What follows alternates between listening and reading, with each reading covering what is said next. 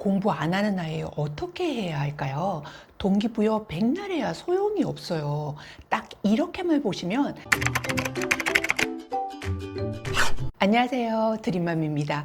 많은 학부모님들이 한결같이 고민하시는 부분이 공부 안 하는 아이 어떻게 해야 할지, 잔소리는 안 하고 화내지 않고 공부시킬 수 있는 그런 방법이 없는지 정말 많이 여쭤보시는데요.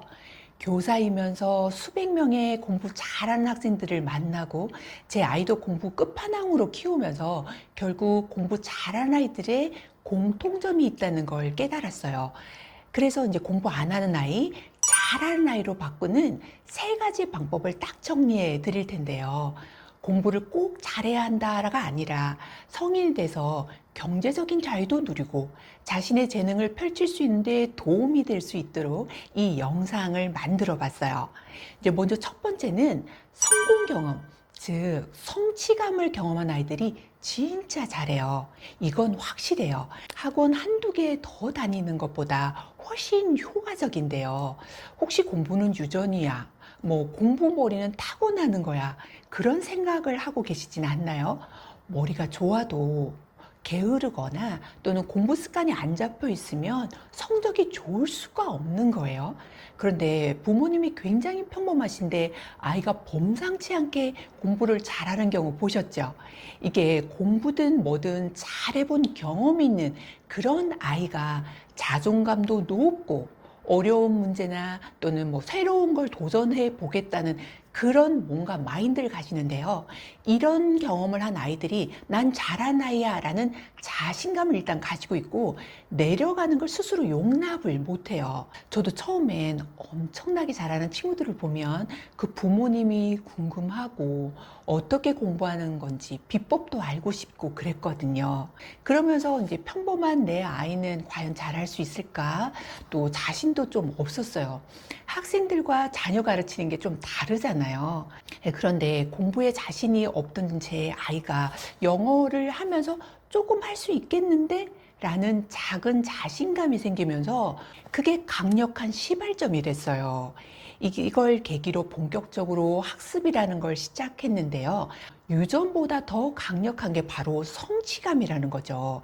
주변의 친구들을 봐도 비슷한 경험한 그런 아이들이 그냥 억지로 시켜서 공부를 많이 한 아이들보다 나중에 천지 차이가 나게 되더라고요. 결국 고등 가서 빚을 발하게 되는 거죠. 이제 공부를 잘하게 하고 싶다면 학원을 보내기 전에 성취하는 경험부터 느끼게 해주시는 게 성공하는 지름길이에요. 그리고 처음에 과정이나 결과가 비록 소소하더라도 엄청나게 칭찬해 주시면 자신감을 키워주는데 역점을 주세요. 돈도 안 들면서 찐 공부 잘하는 아이가 될 거예요. 이제 두 번째는 공부 환경을 만들어 주는데 공을 들이세요. 이건 머리가 좋든 아니든 돈이 많건 아니건 잘하는 아이가 되는데 중요한 핵심 역할을 하기 때문인데요. 이제 정말 부러운 이제 친구가 있었어요. 그 친구 주변에는 늘 열심히 하는 형제들과 또 친구들로 둘러싸여 있었거든요. 엄마가 잔소리 안 해도 공부하는 형, 누나, 친구들 사이에서 그냥 자연스럽게 스며들듯 공부를 하더라고요. 이럴 경우는 최상의 환경이지만 대부분 그렇지는 않잖아요. 이럴 때 좌절하지 마시고 현타 오지 마시고 부모님이 먼저 공부 환경을 만들어 주시면 돼요.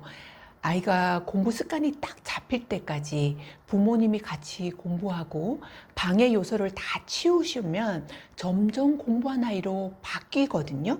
뭐 TV를 치운다던가 방방마다 책상이나 테이블을 둬서 어디든 편하게 책을 볼 수 있는 분위기나 또는 뭐 거실 같은 데 오픈 장소에서 공부를 하는 것도 한 방법이죠.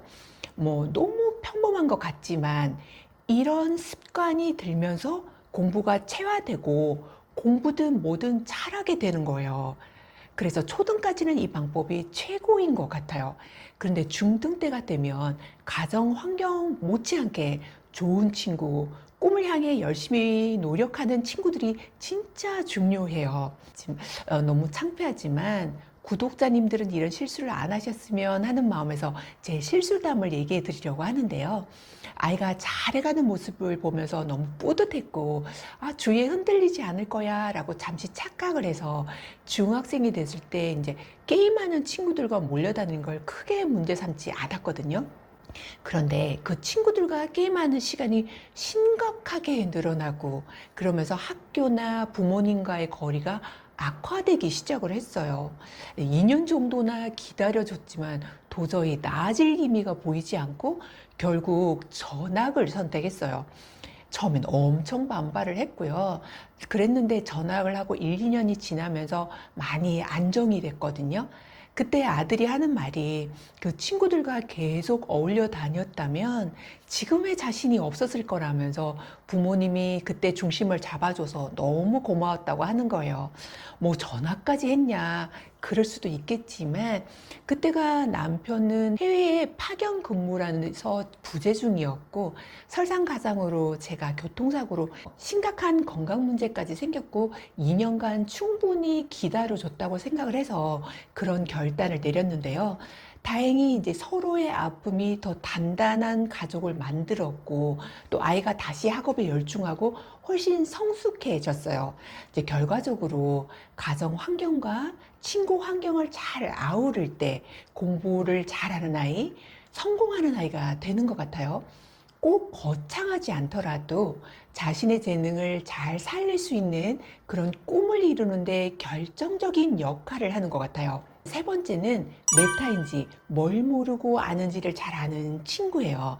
자신의 성적 올리는 공부 방법을 터득하는 게 정말 중요한데요. 상위권 아이들은 자신이 뭘 알고 뭘 모르는지, 어떻게 해야 성적이 올릴 수 있는지 정확히 파악하는 능력이 뛰어나거든요. 무작정 공부를 한다고 성적이 오르는 게 아니잖아요. 그래서 이제 초, 중등 때는 자신에 맞는, 그러면서도 성적을 올릴 수 있는 공부법을 알아야 고등 가서 1등급을 받을 수 있거든요. 근데 학교나 학원에서 수업을 들었다면 완전히 오롯이 자기께 되도록 돌아와서 정리를 해본다거나, 성적이 잘 안 오르는 과목이 있다면 선생님 혹은 멘토 같은 선배에게 물어보면서 공부법도 배우고, 그러면 이제 동기부여도 같이 받을 수가 있잖아요. 얼마 전 기사에 동네 의사분께 모르는 문제를 종종 물어보면서 그렇게 공부했던 학생이 몇 년 후에 의대에 합격했다는 내용을 본 적이 있는데요. 모르는 부분도 여쭤보고 공부 자극도 받고 일석이조인 거죠. 이렇게 성취감을 맛보는 짜릿한 경험을 하고 공부에 집중할 수 있는 환경을 만들어주고, 모르는 걸 확실히 알고 가는 메타인지 능력을 키운다면 여러분 자녀는 이미 상위권에 진입한 거예요. 그러니까 20년간 아이들을 보고 가르치고 자녀들을 키우면서 깨달은 점이, 특별한 아이들보다 이런 환경에서 자란 친구들이 결국 최상위권이 될 뿐만 아니라 자신의 재능을 제대로 발휘하더라고요. 공부를 안 해서 고민하거나 어떻게 해야 잘할 수 있는지 걱정하신다면 이것부터 실천해 보세요. 놀랍도록 성적이 오르는 걸 보게 되실 거예요. 오늘의 영상이 소중한 자녀에게 도움이 되셨기를 바라고요. 다음 시간에 더 좋은 영상으로 찾아올게요. 감사합니다.